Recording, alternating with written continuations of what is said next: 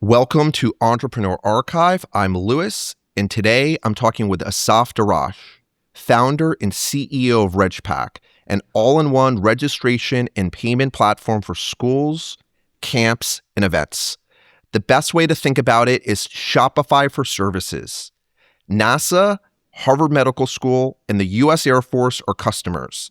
We'll be chatting about a few defining moments in his journey as an entrepreneur. Thanks for joining, Asaf. Thank you for having me. Absolutely. I understand that you got your PhD at Berkeley. How did you decide Berkeley was the place you wanted to ultimately do your PhD? So I actually had a very interesting academic journey. I actually started in political science and economics at the Hebrew University. Then I did my bachelor's degree, and then I did my master's degree, and then I decided that I want to do a PhD. And I decided I want to do the PhD in the U.S. Since I heard so many good things about the universities in the U.S.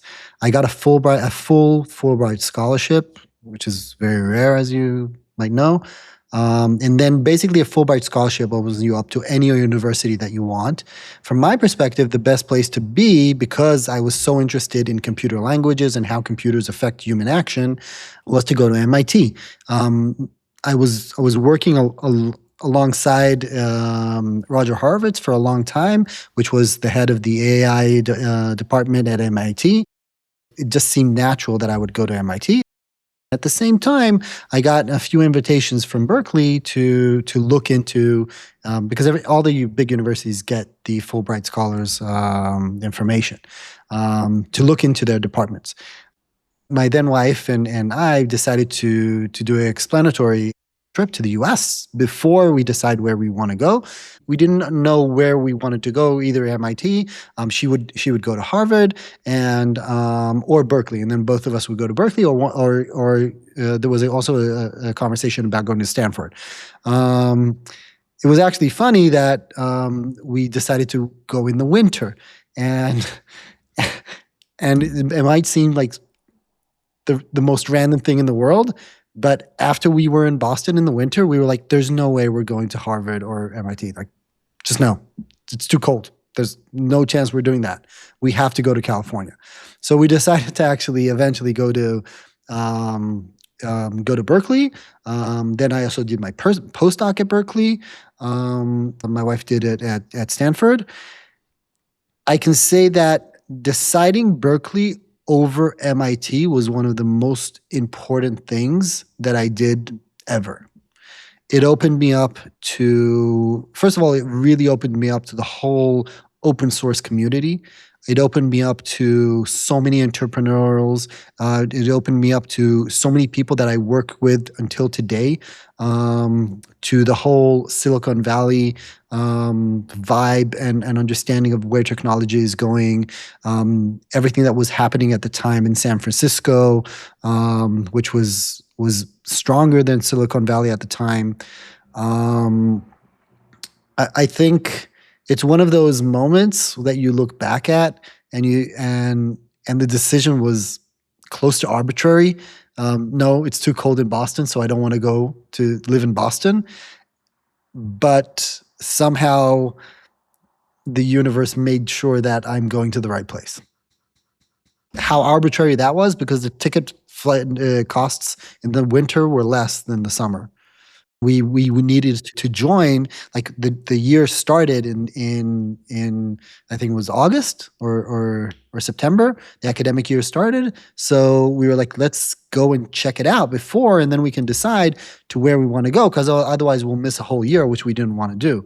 So it's sometimes funny how these little decisions make such an impact on where you're going. I can say for 100% certainty, if I would have gone to MIT, my life would look very different today. Very, very different. What's one notable thing that comes to mind? I would probably be a professor today and not an entrepreneur. Do you credit that to the ecosystem that Cal and the Bay Area? I credit to a number of things. I think the ecosystem, the type of people that exist there, the constant conversation about action, about doing something, about creating something, which for me fell on very fertile land. I love creating things. I love building things. It's one of the main things that I like to do. At Berkeley and the whole San Francisco Bay Area, I really felt at home in that sense that creation and bringing new things into the world is your purpose. It really clicked for me that that's the right place for me. I was I was on the fast lane to an academic career. I had two previous exits. I was financially we're fine. It's not like we're rich, but we don't have to worry. We can pursue whatever we think is good for us as a couple. I really did think that I want to pursue an academic career. When I started actually doing it and seeing what it entails and what it means versus being an entrepreneur, building something, creating something that people use on a day-to-day basis, affecting how people work and live their lives, it was a non-brainer for me. Because the ecosystem encouraged that, I think it pushed me that way. I probably would have gone to even higher heights in terms of my understanding of computer science and computer knowledge and so forth. But the way that I would have lived my life would have been different. Not necessarily better or worse, just different. How did your PhD research become the foundation for Regpack? My PhD dealt with how computer languages affect human action. In the process, I was learning about a language a week. I learned different structures of languages, network connections, database structures, the whole thing, right? As a side project of doing all that, I noticed that every system that is built has constants in it. And then I went into the whole meta-programming section of computer science and so forth. And I remember the conversation. This is the conversation that, in a way, you could say that's where Regpack was built. I was talking to my advisor, and he was at MIT, but we were in constant communication and so forth. And I told him, look, I want to build a computerized system that has no constants in it. I remember his actual answer. He was like, he laughed, and he said, Asaf, you know that's not possible. I'm like, okay, watch me. That's basically how Regpack was built. Having someone challenge you ultimately led you to creating the company that you've been running now for over the last decade. Yeah, I would say that. Yeah, like they challenged me that technically it's not possible, and anybody who is passionate about computers, coding, and all that, that's like a chip on your shoulder, right? Like, yes, I can build that, and it took me 3 years, and it was a side project from my main PhD that it helped it a lot, but that's what built Regpack. Today, what Regpack is doing is using the foundation of that research in order to enable any type of service to do their onboarding and the business processes, because there are no constants in the system. Was there a particular moment where you had an insight that you wanted to do research in that particular area that led to Regpack? The research was part of the PhD. I needed to do that research in order to advance in specific areas of human action connected to computer languages and computer systems. So that was basically a methodology of proving the point, I would say, building that type of system. Later, I understood that I have something very unique, and I was searching for what I could do with it. Which happens, by the way, a lot with when you're building computerized systems, because you build something that is possible, and then you say, okay, so what can I do with it now? When I understood what I had, I started searching verticals or fields that it would be applicable to. What I found, and again, this is like the analytical perspective of someone that works, that does a PhD and so forth. I noticed that there's a huge difference between product-based businesses and service-based businesses. The best way to think about it is like this. The process of you onboarding when you buy a shirt is paying for the shirt. That's it. That's the whole onboarding process. Nobody cares who you are, what you need. Like, that's it. Like, come, pay me for the shirt. The shirt is yours. Onboarding done. Whereas for every service, think of like a school, a camp, an event, a doctor's office, insurance, so forth, any type of service. There is an onboarding process. There has to be an onboarding process because there is a limitation of time and space. When are you getting the service and where are you getting the service? So there's a whole onboarding process that happens. This onboarding process has fragmented the market to the point that it, from my perspective, is ridiculous. Because every system has constants in it, once you try to build onboarding processes, which is in a way is like a business process, but you have constraints that are built into the process, you have to make it vertical specific because you can't have a system that is able to do any type of onboarding process. Once I understood that, I was like, wait a second, what I just built solves this problem because you have no constraints. So you can build any type of onboarding process and any type of flow. That was the aha moment. How long did it take you to realize that? This research of the markets and so forth took place while I was doing my PhD. The overall process took about 6 months for me to totally understand that, okay, there's a huge opportunity for this specific thing in this specific market. It aligned very well with the completion of my PhD and the completion of my postdoc. From my perspective, it was like, okay, great. So now I know what the next thing I'm doing. Tell me about the time early on when investor pulled out and it ended up being an inflection point for the company. Okay.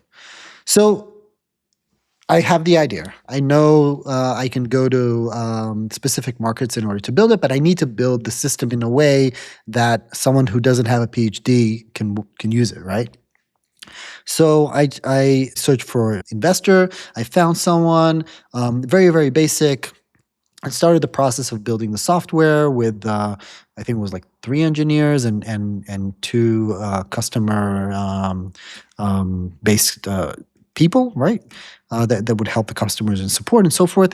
We built something very very initial, brought in a few beta users and so forth. And the initial investor, we were like, we explaining to them all the time and showing them our progress and all that. And they committed to another investment and they told us like, yes, leave it alone. Focus on finishing the product and start onboarding clients. Don't go for a funding round right now. Everything's fine. Now, the team at some point like grew more and more as we were advancing and getting more traction. We agreed that on, I think it was like January 1st or January 10th, a certain amount of money would be transferred over to us. I was going down to buy a coffee, and I said, you know what? I'll give them a call just to make sure that everything's happening the way that it should happen. This was December 16th, 2 or 3 weeks before the money should be transferred. During that phone call, they told me we actually decided to pull out, and we're not going to give you the initial investment. Now, to run around in 3 weeks, that's close to impossible. So basically they created a situation where the company went bankrupt. Like, that's it. I needed to fire everyone. I needed to start from zero. Commitments that we took, we needed to spread out or to just close it out and try something else. Those were the 2 options. At the time, from my perspective, the sky fell on my head. Today, I understand that was a blessing in disguise. How did that moment change the direction of the company? The company is bootstrapped until today. From that moment until today. We have never taken any investment. The company is profitable. We have thousands of clients. Basically, this company can continue growing at the pace that it's growing and become a huge company within 5 to 10 years. Like $1 billion company with zero investment. Actually, what happened, the way I see it, it forced me to become a lot more strategic, a lot leaner. 2 of the employees I brought in as partners. And we started working. I think the first year we worked for 14 or 15 hours a day, all three of us, without pay. The first month that we made money, I think it was like $12,000, something like that, for the first month that we had income. We probably make that in an hour now, I would say. Totally a blessing in disguise, because it forced us to change the way that we think of the business, from a business that you would eventually exit, or it's all investor based, and so forth, to building a real business, like a real functional, profitable business. For your prior two exits, were they all bootstrapped or did you have investors? The prior two exits were all technology based, like something that I built and I sold the technology. It wasn't a real company. It was like selling technology, basically. I got into this because I like building stuff. I just like building stuff. I like seeing things work. I like seeing people use things that I built every single day, and it's changing their lives. That's why I want to do this. Let's pivot to the last defining moment. An email you got from a customer said, "You're a dinosaur." Yeah. What happened?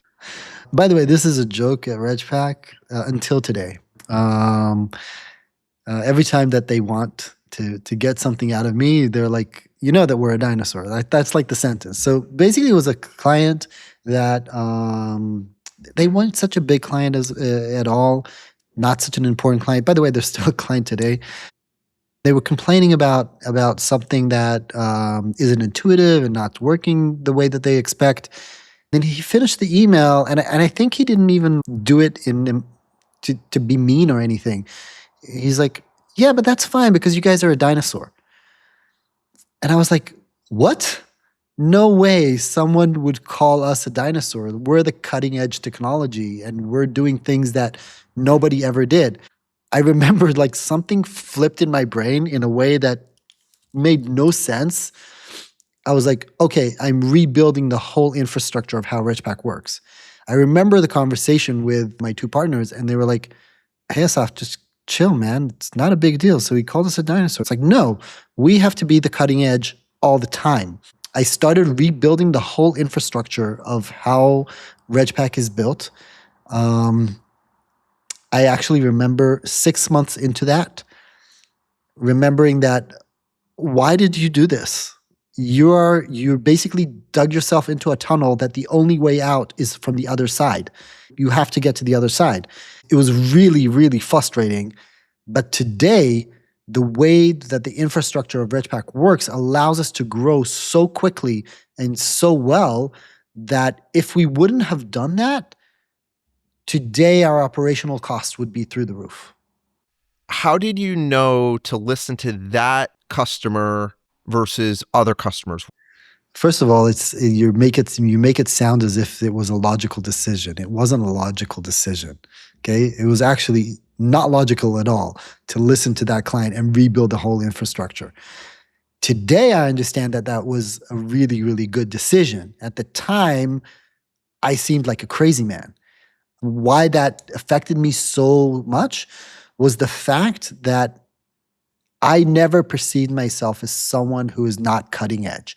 Because I love computers so much and coding and anything that is connected to that, I always perceive myself as understanding where it's going, understanding how computers are developing, where the software is, what is the direction that things are taking. This caused me to rethink that and say, are you sort of being like you're a stale academic person that really doesn't understand where the market is going, or are you building the cutting edge technology today?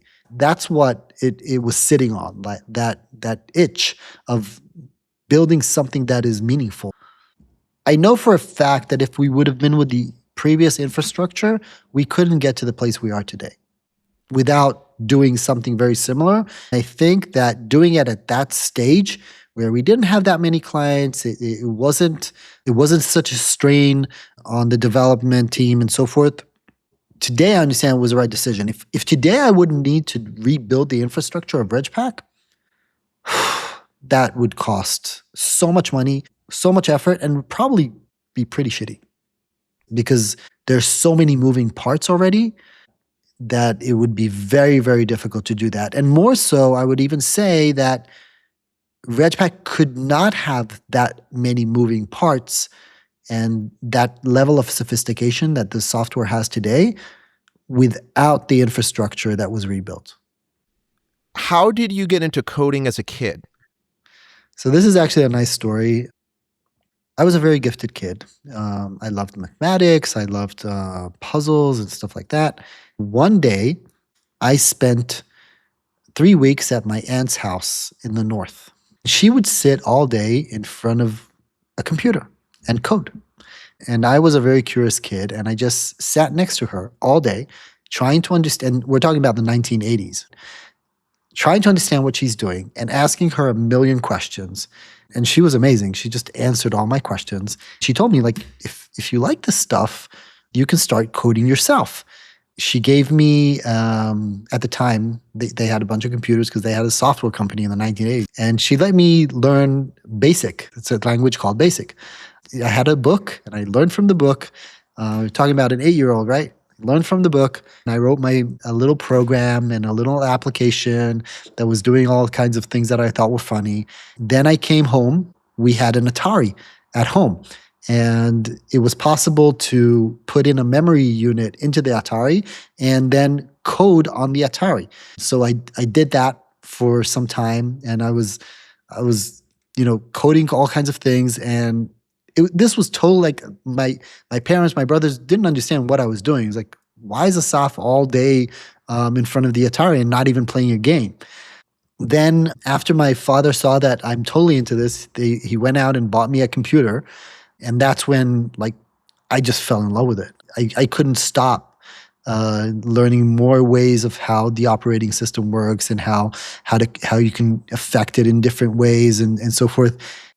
And there's a funny story where I wanted to understand how the computer works. So I took the computer, these were these bulky computers sitting here on your desk. I totally dismantled it in order to understand how it works. Unfortunately, I couldn't put it back together, which was my father didn't like that at all. So the computer was broken completely. After some time, he bought me a new one, but I was just very, very curious and in love with computers from a very early age. What about coding brings out your curiosity? I was actually talking to my son about this about a week ago, and his question was twofold. It was like, Dad, how can you work so many hours? My answer was, I don't work at all. This is all fun for me. I don't work. And then he was like, okay, so what's so fun? Why do you like this so much? He told me, when you talk about coding and building stuff on the computer, like your eyes light up as if it's like magic. And I told him, it's exactly that. That's what exactly it is. It's magic. It's a situation where if you can think of something and write it down, it exists. I gave him a very good analogy that I think clicked. Think that an architect could just draw the building that he wants to create, and by the very fact that he drew the building exists. That's coding. The fact that you wrote it makes it exist.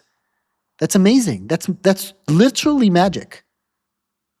What's a book that if you could only take one on a trip, would you bring? I would probably take the Polis by Pluto. I really love that book. What makes you like that book so much? Actually, Pluto is misunderstood in the sense that people think that he was the voice of the time, where actually he was an outlier at the time. He presented ideas that are very different than what most people talked at the time. I think his ability to understand the connection between our ability to think and our ability to create in the world is amazing. I don't agree with a lot of how he structured society, but he was able to understand the base thinking of human nature that hasn't changed until today, I think, where what drives us are are myths and concepts and ideas, and not necessarily the actuals of reality. And he was fascinated by the fact that you can mold people on one hand, but there are people that are able to see the reality as it is. Once you are able to see reality as it is, the ability to create in that reality becomes endless. What's a maxim, motto, or quote that really resonates with you? Nothing is yours. Once you accept that nothing is yours ever, then your ability to flow through life changes to an extent that can't be explained. When I say nothing is yours, I mean nothing. Not your girlfriend, not your wife, not your children, not your body. Nothing is yours. Everything is there for a moment, and you should be able to let go of everything. That will change the whole way that you perceive life, if you really are able to understand that. Where did you come across that? I think I picked it up at a very early age, right after I finished my military service, and I went for a long trip in the Far East. I don't remember exactly where, but I really remember that it resonated with me, that nothing is yours. I didn't really understand it until the age of 45, I think. Only at the age of 45, I really understood what that meant, that nothing is yours. My life is a lot better once I have reached that realization. Well, that's profound. Thank you for sharing that. Thanks for carving out the time today, Asaf. It's been great talking. Thank you.